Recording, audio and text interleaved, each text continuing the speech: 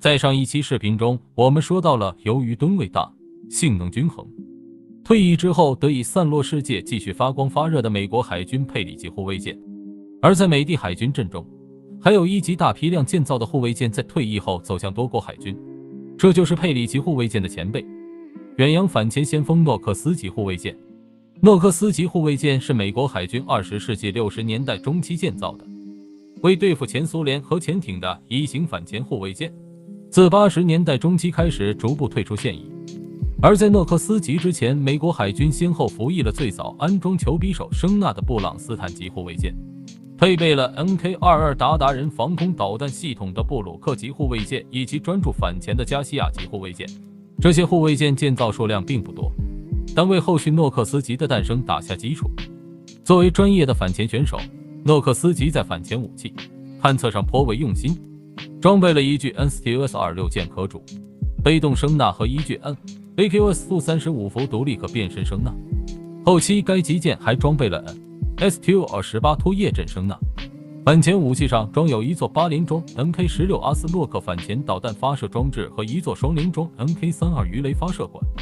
早期诺克斯级并未计划搭载有人反潜直升机，而是配备了一架 Dash 无人直升机，后改装了可伸缩机库，可搭载一架 CH-2海妖反潜直升机，进一步加强了其反潜探测能力。美国海军对诺克斯级护卫舰的性能与成本非常满意。从1965年10月第一艘诺克斯号 FF-1052 建造开始，直到1974年最后一艘莫伊内斯特号 FF-1097 服役为止，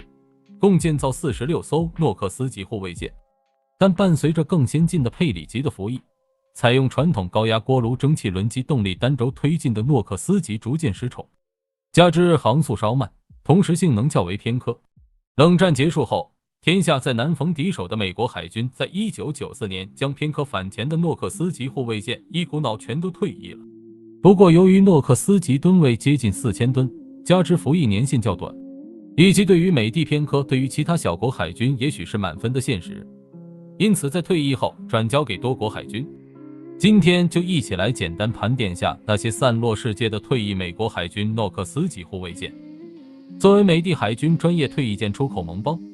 湾湾也拥有数量高达8艘的退役诺克斯级护卫舰，称为济阳级。在1992年，为填补水面舰艇服役空缺，台湾当局决定向美国租借诺克斯级护卫舰。在1995年，首批租借的6艘诺克斯级护卫舰正式服役，租期5年，耗资2.36亿美元。后在1998年5月，美国国会又授权再度出售2艘诺克斯级，而先前租借的6艘在合约期满后也被直接买断。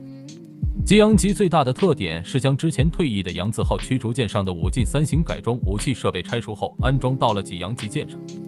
包括10具标准1型防空导弹固定发射箱，1具到08对空搜索雷达，以及美制 HU-30 NCS 战斗管理系统等。8艘济阳级目前仍有6艘住在台湾东海岸的第168舰队中养老，舰龄已达50年左右，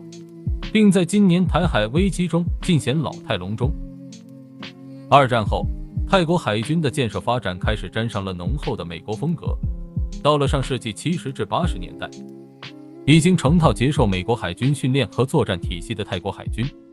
从美国引进了2艘塔皮级和1艘拉塔纳古辛级轻型护卫舰。后来在1994年，泰国又向美国购买了2艘二手诺克斯级护卫舰，并命名为普哈约特发朱莱罗克级，为自己的扎克里那吕贝特号航空母舰保驾护航。作为美帝专属后院，即使经济总量高居世界第15位，墨西哥海军自然还是拉胯到极致。主力水面舰艇均为二手美制舰艇，除了近年来引进的荷兰西格玛10514型护卫舰稍有看点外，剩下的主力舰即为从美帝引进的4艘诺克斯级护卫舰，墨西哥海军称之为阿连德级护卫舰，舷号211到214。由于埃及和美帝之间长期存在盟邦协助法案军援，因此除佩里级外，也从美帝那获得了2艘诺克斯级护卫舰，埃及海军称之为达米亚特级护卫舰，后续将被新引进的 Michael 200 AN 型护卫舰所替代。与埃及海军类似，土耳其海军也同时保有佩里级护卫舰和诺克斯级护卫舰，并且数量都位居诸国之冠。